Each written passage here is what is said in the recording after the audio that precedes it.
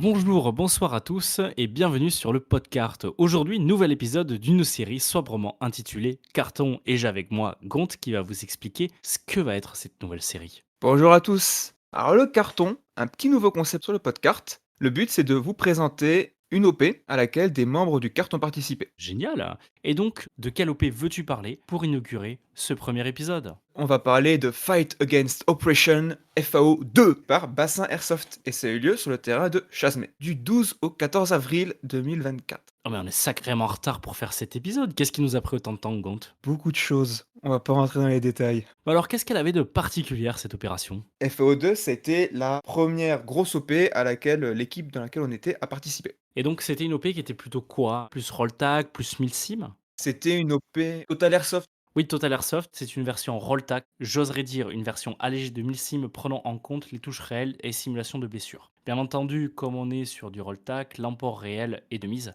et ce qui différencie justement l'OP qu'on a joué du Milsim ACP, c'est qu'il y avait un recyclage qui était possible. Ça c'était très bien. Tout à fait. Commençons par parler de cette OP. Quels étaient les deux camps qui s'affrontaient? On avait d'un côté un camp OTAN, classique, et un camp, on va dire, russo, mercenaire, et nous on était dans l'équipe russo, qui avait pour nom la Messacor. Tout à fait. Dans la squad Bravo, alors même si on n'avait pas de camouflage russe, on était équipés en treillis Ranger Green. Certains avaient du tan sur eux en gilet, comme moi, d'autres avaient du Ranger Green. Et je crois que notre squad leader, lui, avait du multicam.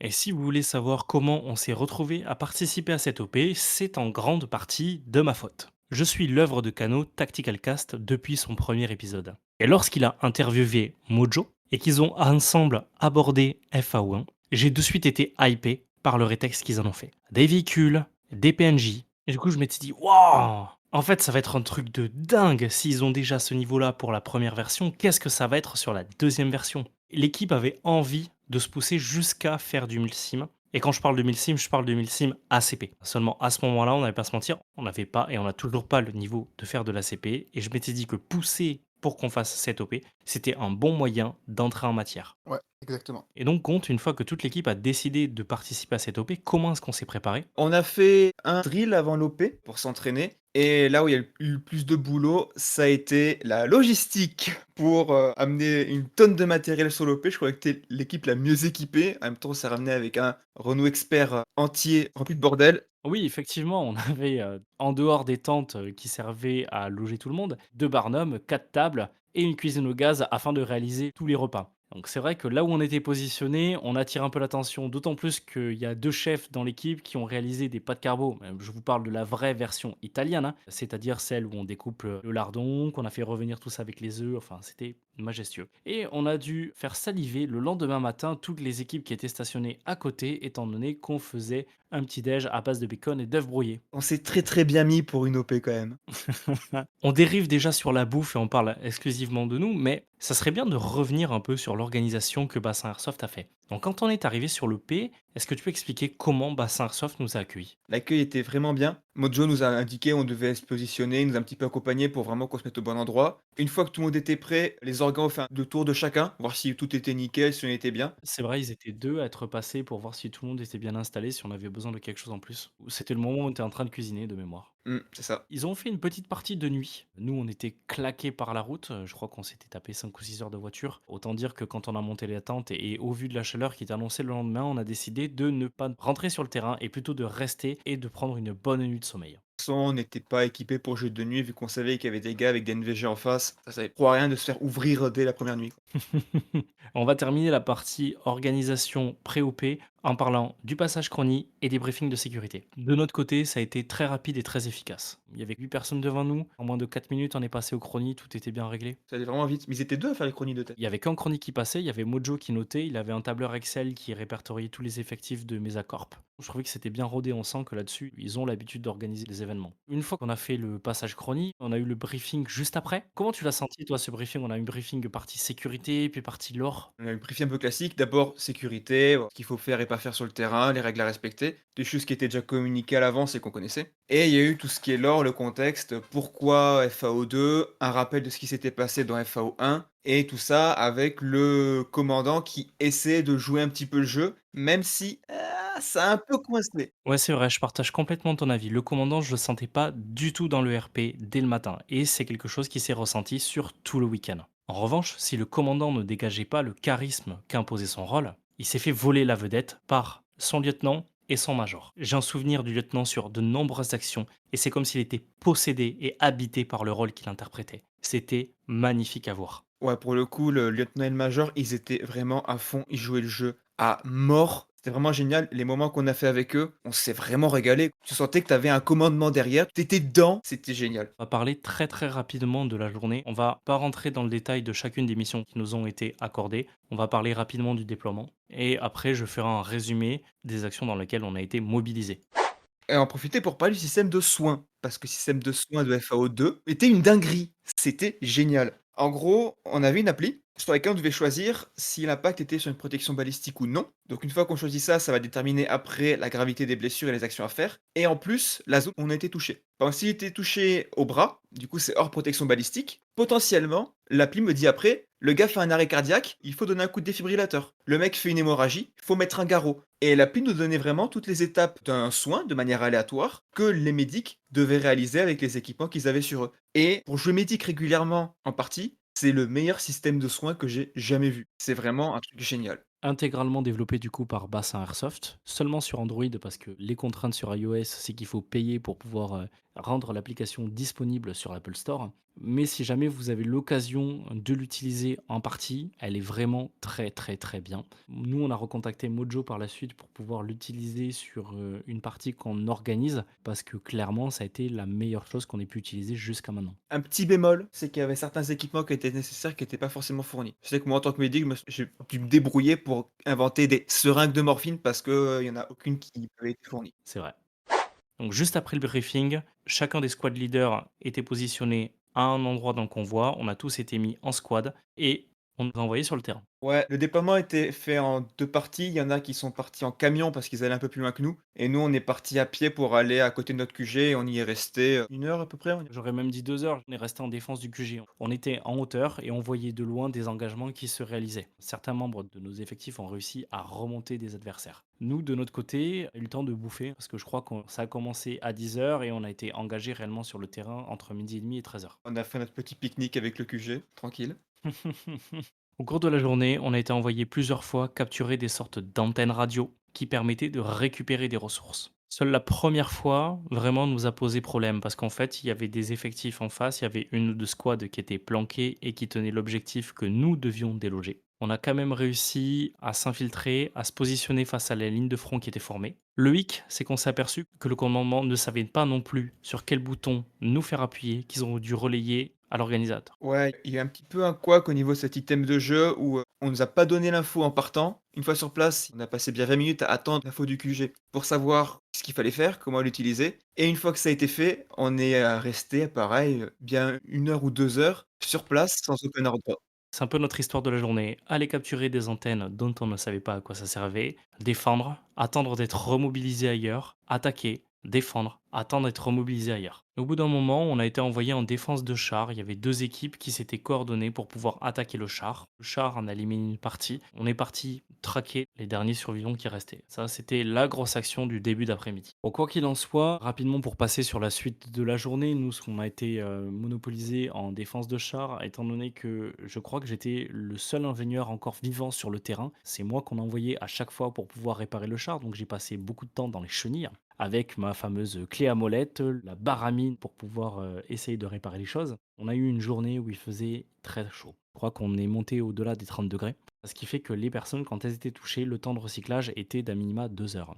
Il y a des gens qui, une fois qui ont été sortis, ne sont pas revenus avant la fin de l'après-midi sur le terrain. Ce qui fait que, arrivé au bout d'un moment, il y avait beaucoup plus d'effectifs Mesacorp sur le terrain que des effectifs OTAN. Et quand les OTAN sont revenus en jeu, ils sont revenus quasiment tous en entier. Les effectifs Mesacorp, au fur et à mesure de la journée, avaient diminué. Et ce qui fait qu'en fait, à chaque fois, les deux équipes ne se sont malheureusement jamais croisées au complet, à part au tout début. Ça a été un petit peu un problème, surtout qu'à un moment, on s'est retrouvé tous les effectifs MESA contre une équipe de l'OTAN et qui a quand même réussi à faire des belles actions. Mais c'est vrai que le jeu a parfois été un petit peu déséquilibré par le fait que les effectifs étaient pas là, quoi. De mémoire, c'était un squad dans lequel il y avait la MSOC. Ils ont réussi à s'infiltrer derrière les lignes de la Mesacorp, à arriver jusqu'au QG pour pouvoir capturer le commandant. Sur ce coup-là, ils ont décimé, je crois, plus d'une vingtaine de personnes, out définitif. Il devait être 16-17 heures à ce moment-là dans la journée, ce qui fait que de notre côté, il y avait des personnes qui n'étaient pas sorties, qui commençaient à en avoir marre et qui ont relâché leur vigilance. L'équipe OTAN en a profité et c'était très bien vu de leur part d'attaquer à ce moment-là. Par contre, petit coup de gueule sur nos coéquipiers de la Mesacorp,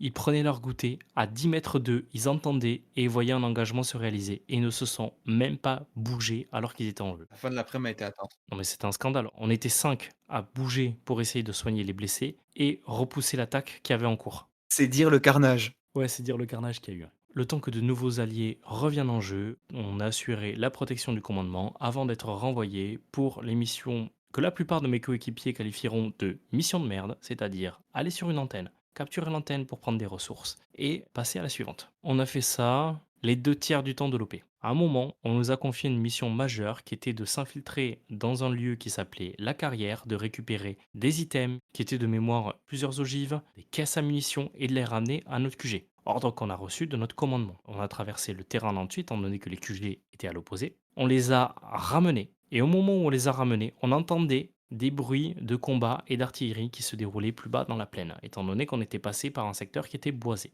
Lorsqu'on est arrivé au QG, on s'est retrouvé face à un QG vide. À ce moment-là, notre squad leader a contacté le commandement afin de savoir ce qu'il fallait faire et de voir si on devait les rejoindre ailleurs. Ce dont on s'est aperçu, c'est que le commandement a décidé de ramener tout le monde, sauf notre équipe, dans une action. Et nous, on nous a tout simplement dit, bah, laissez les objets là et puis c'est bon, merci de les avoir ramenés. Autant vous dire que sur le coup, il était 21 h, on a plié bagages, on s'est dit, ok, c'est bon, on a passé la majorité de la journée à aller faire des allers-retours sur des antennes, on ramène des items, il n'y a personne sur le QG, on va pas rendre une bonne nuit de sommeil. Et si vous aussi, chers auditeurs, vous vous demandez à quoi servaient les fameuses ressources qu'on a récupérées tout au long de la journée, bah dites-vous qu'on n'a jamais eu la réponse. Et pour faire un rapide état des lieux sur ce qui s'est passé le deuxième jour, 9 h du matin, on appelle les personnes côté OTAN, on appelle les personnes côté Mesacorp, afin de reprendre les armes et réaliser la deuxième partie de l'OP. On s'est rendu compte que les personnes qui ont répondu à l'appel côté Mesacorp, c'était la moitié des effectifs engagés la veille. Il y a beaucoup de monde qui sont pas levés.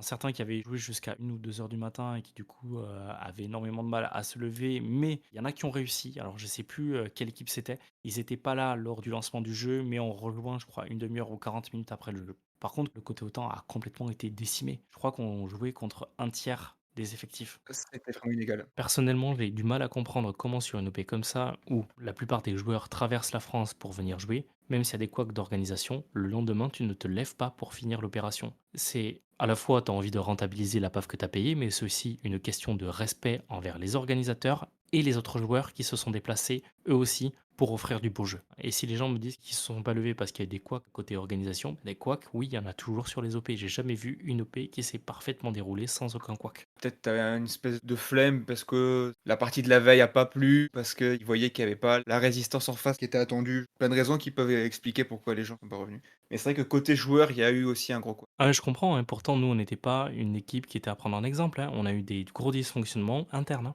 On a aussi de notre côté, quelques arrêts de jeu à cause de la chaleur notamment. Avec les forces, ça peut faire des dégâts. Ouais, oui, à cause de la chaleur, on a 2 joueurs qui à un moment ne pouvaient plus suivre et donc ont préféré se poser pour pouvoir se réengager le dimanche. On en a 2 autres qui se sont pris la tête à un moment parce que, les caractères ne fitaient pas et surtout, on avait notre squad leader qui était très régulièrement contredit par les 2 mêmes membres de notre équipe et malheureusement, notre soutien, lui, dès la première heure de jeu, s'est pris une poutre dans la tête. Dès le début. Ce qui fait qu'il a passé la journée du samedi complètement sonné, à lutter et à essayer de faire de son mieux pour soutenir l'équipe. Quand tu t'es pris une barre en bois dans la tronche, il fait 30 degrés, t'as une 249, même si c'est la version légère entre les bras, t'en chies. Franchement, respect pour ça. Avoir tenu jusqu'à quasiment la fin, respect.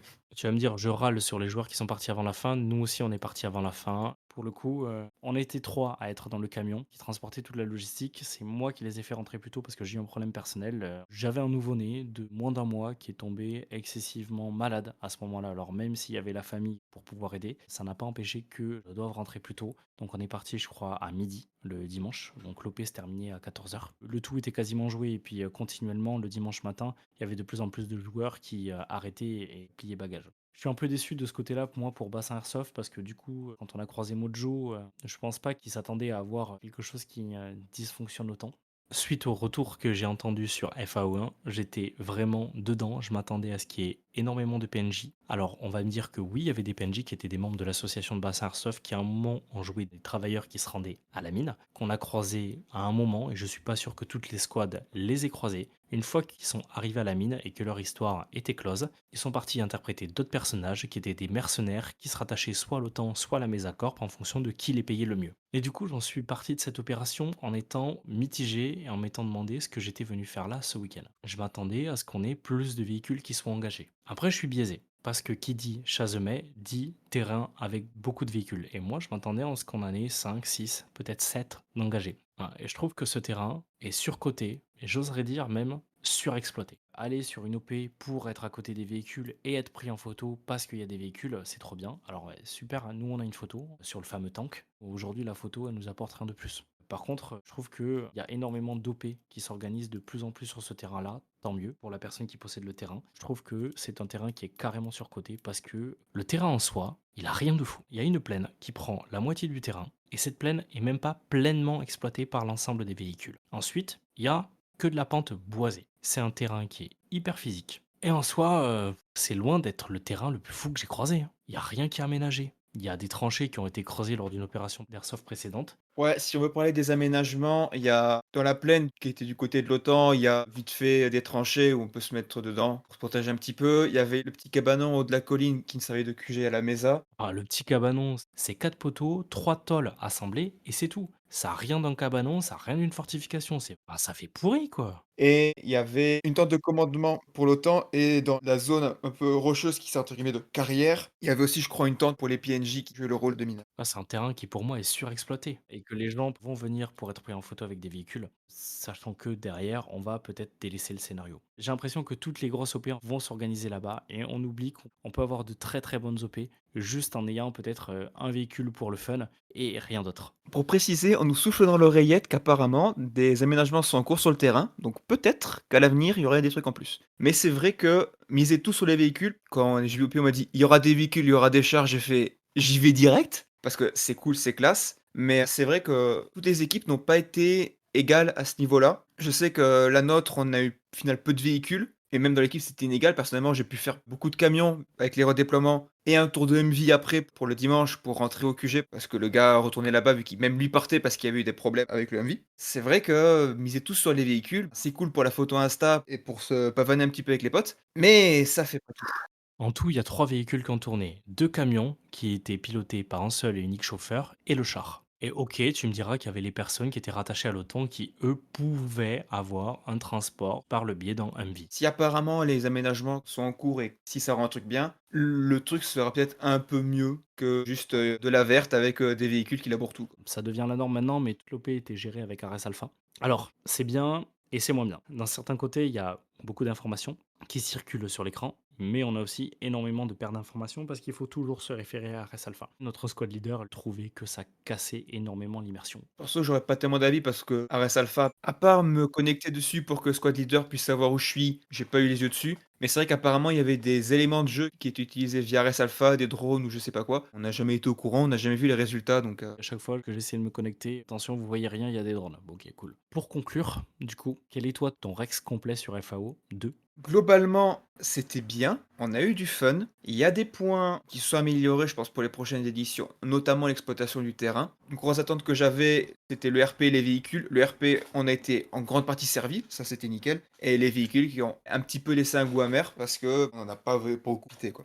Même si, encore une fois, ça fait pas tout. Ouais, je te rejoindrai sur l'avis mitigé. Je m'attendais à avoir beaucoup de PNJ de mémoire sur FAO1. T'avais Ding Chavez qui était présent. Je m'attendais à le revoir ou à avoir d'autres personnes de son calibre. Je m'attendais justement à ce que ça soit mieux que l'édition précédente. Du coup, j'ai déchanté en voyant que c'était pas le cas. Je m'attendais à une OP qui soit plus RP et moins axée sur une balade pour aller rejoindre des antennes et capturer des ressources. Après, j'étais très content d'être à côté du char et de monter dans des camions, mais maintenant, avec le recul, à y réfléchir, si j'avais su que c'était comme ça, Je pense que j'aurais pas fait le déplacement et j'aurais encore moins fait déplacer l'équipe. Je pense que j'aurais attendu une autre OP où il y avait beaucoup plus de véhicules d'engagés. Je pense que je suis hyper amer dans tous mes propos, mais il y a des choses qui ne sont pas imputées à Bassin Airsoft. Alors oui, on me dira que malgré la chaleur, ils auraient pu prévoir dans chaque QG d'avoir un pack d'eau pour pouvoir pallier au fait que les joueurs qui s'engagent ne pensent pas à prendre une bonbonne de 5 litres et qu'elle restait au niveau des tentes. Mais il y a des choses qui ne sont pas du tout imputées à leur organisation, notamment le comportement de certains joueurs. Il y a des personnes qui sont parties le samedi après-midi, il y a beaucoup de personnes qui sont parties le dimanche matin. Quand je disais qu'il y avait que un tiers des effectifs autant et la moitié des effectifs Mesacorp d'engagés le dimanche matin, et là, dans certains côtés, ça déstabilise complètement une OP. Et même si en partant, j'avais un goût amer, aujourd'hui, je serais partant pour repartir sur une OP de bassin Airsoft, mais sur un terrain beaucoup plus intimiste, beaucoup plus familial. Sur une OP de moins grosse envergure. Parce que même si FAO2 n'a pas été au résultat de ce qui était attendu par les organisateurs, tous les membres de l'association de bassin Airsoft qui se sont déplacés, ils ont essayé de donner le meilleur de ce qu'ils avaient à ce moment-là. Je dirais pareil, effectivement, si Bassin réorganise un truc, j'irais sans hésiter parce que sur le gage général, c'était béton. Il y avait aucun souci, tout ce qui est préparation et tout. C'est vraiment des soucis dans l'instant T, il y a toujours des impondérables. Donc refaire des OP Bassin 100%, effectivement, chasmer, avoir les aménagements qu'ils y font. C'est donc la fin de ce carton. Merci Gond d'avoir échangé avec moi sur FAO2. On se retrouvera pour débriefer dans un prochain carton de Battle Squad 3. Eh ben, merci à toi pour l'invitation et à la prochaine tout le monde. Allez, bye!